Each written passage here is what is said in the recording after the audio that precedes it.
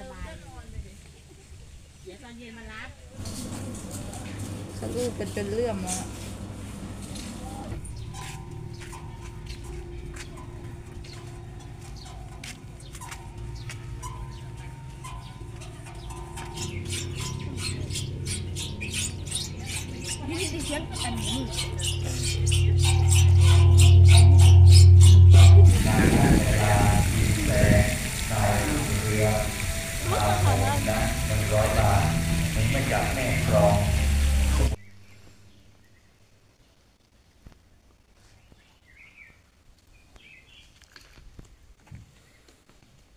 กี่วันฮะ30รถจอดอยู่ใส่รถทั่วแค่นี้นะอ้าว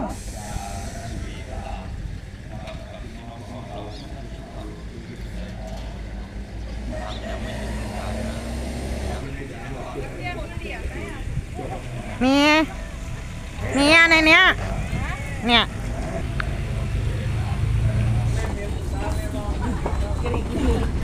ได้ไว้เป็นไหนว่าหันเลย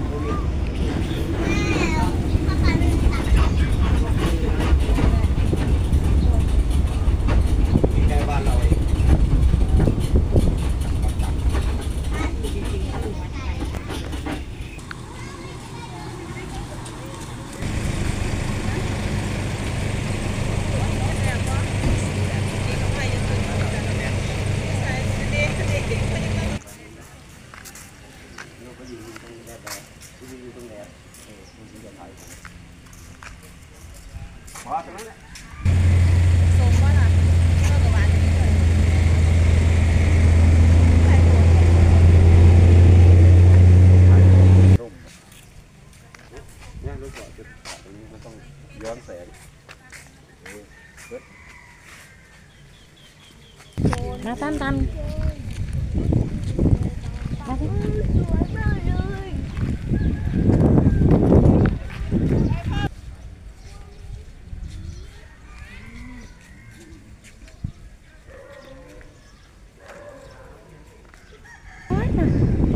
ดินใหญ่ไม่ดี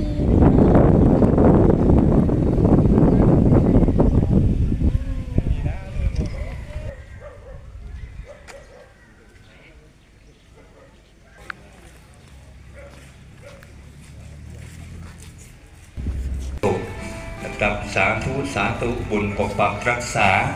นะครับเทวดาคุ้มครองทำบุญต้องอธิษฐานทำทาน อ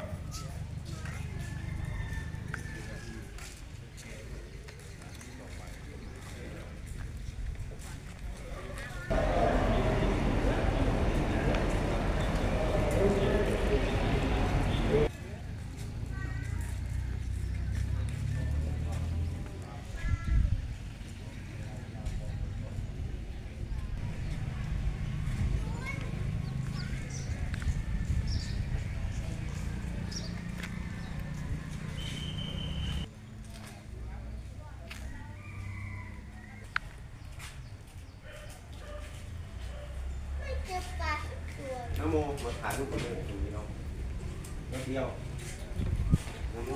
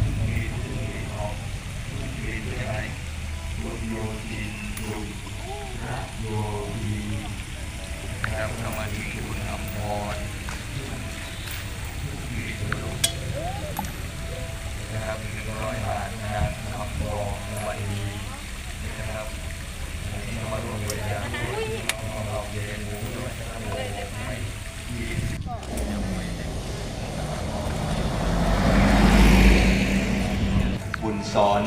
100 บาทน้องลูกน้อง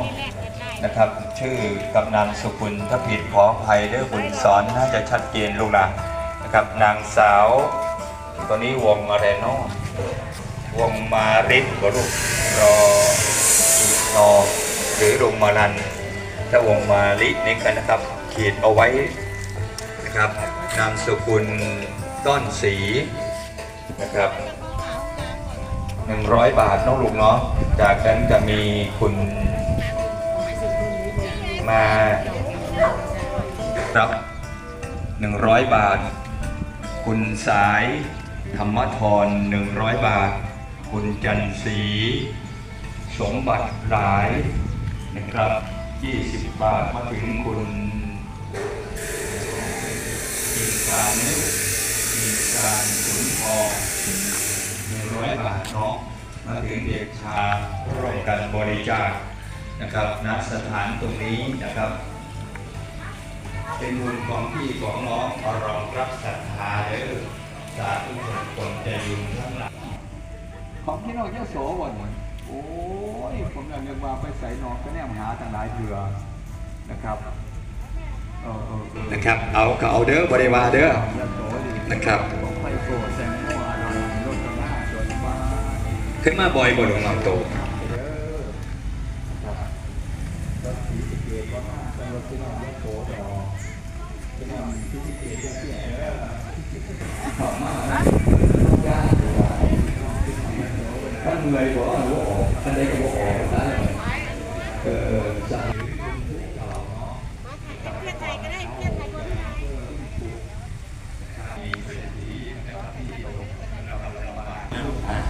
อย่าลืมเขียนปัจจัยไปด้วย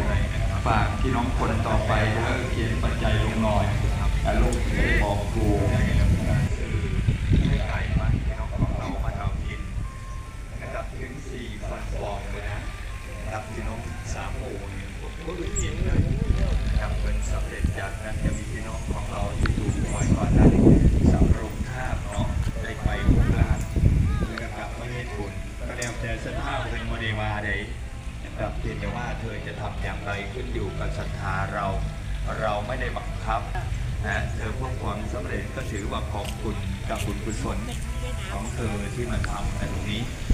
เรียนให้รู้อยเอาตรงนั้นก็ได้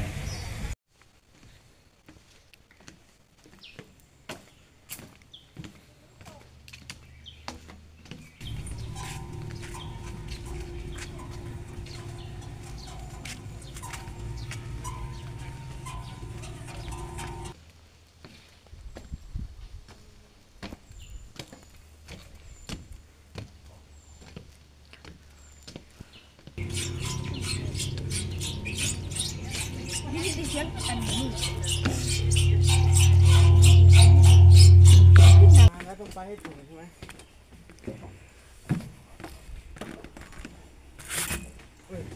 จ้าจ้า นอนสบายเดี๋ยวตอนเย็นมารับ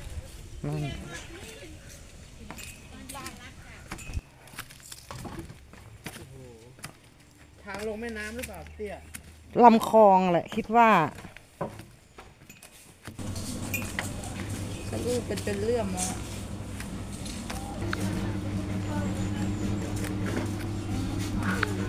จะลอง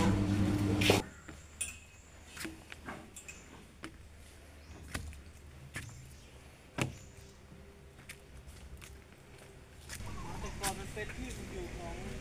ตัวป่า ที่